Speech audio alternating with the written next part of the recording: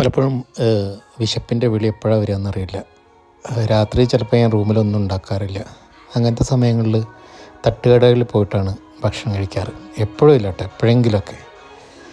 ഇന്ന് മടിവാളയിലേക്ക് യൂബറിൻ്റെ ഓട്ടം കിട്ടിയപ്പോൾ ഞാൻ ജസ്റ്റ് ഇങ്ങനെ വന്നപ്പോൾ കണ്ട ഒരു കാഴ്ചയാണ്. അവിടെ കയറിയപ്പോൾ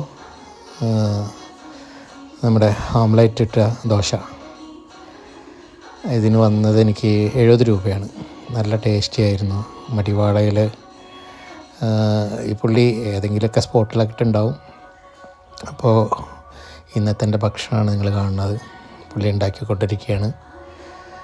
വളരെ രസമുള്ള ഒരു ഭക്ഷണ പദാർത്ഥമായിരുന്നു. വിശപ്പിൻ്റെ വിളി നമ്മളെ അറിയാതെ വിളിച്ചുകൊണ്ടിരിക്കുമ്പോൾ നമുക്ക് എന്തും ഹൃദ്യമായിട്ടും സ്വാദിഷ്ടമായിട്ടും തോന്നും. പക്ഷേ അതുമാത്രമല്ല, പുള്ളിയുടെ ഈ ഒരു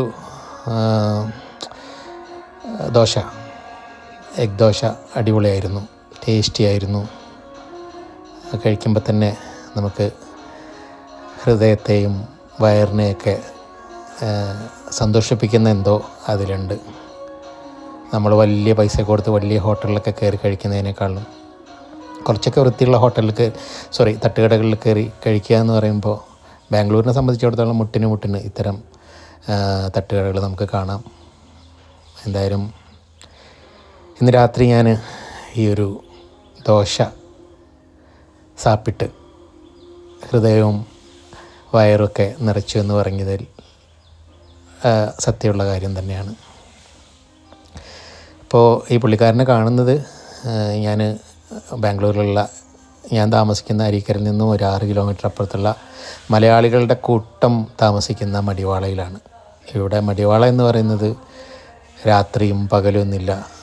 പുലർച്ചെ 4 മണിവരെയൊക്കെ ആളുകളുടെ തിരക്കുള്ള പ്രത്യേകിച്ച് മലയാളികൾ അങ്ങോട്ടും ഇങ്ങോട്ടും സ്റ്റുഡൻസ് ഓടി ചാടി അവരുടെ ജീവിതം ആഘോഷിക്കുന്ന ബാംഗ്ലൂരിലെ മലയാളികളുടെ ഏറ്റവും വലിയൊരു സ്ഥലമാണ് മടിവാള എന്ന് പറയുന്നത്.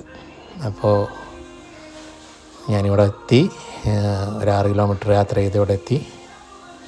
ഈ ദോശ കഴിച്ച് തിരിച്ച് റൂമിലേക്ക് പോവുക എന്നൊരു കാര്യം മാത്രമേ ബാക്കിയുള്ളൂ. എന്തായാലും നല്ല ടേസ്റ്റി ആയിരുന്നു. ഇന്നത്തെ ദിവസം അങ്ങനെ സന്തോഷകരമായിട്ട് കടന്നുപോയി. നമ്മൾ തെരുവുകളിൽ കാണുന്ന ആളുകളുടെ ജീവിതമൊക്കെ നോക്കി കാണും. ഞാൻ പുള്ളിക്കാരൻ്റെ അടുത്ത് കുറേ സംസാരിച്ചു. ആളുടെ കുറേ കാര്യങ്ങൾ എൻ്റെ അടുത്ത് പറഞ്ഞു. എന്തായാലും വളരെ ഹാപ്പിയാണ്.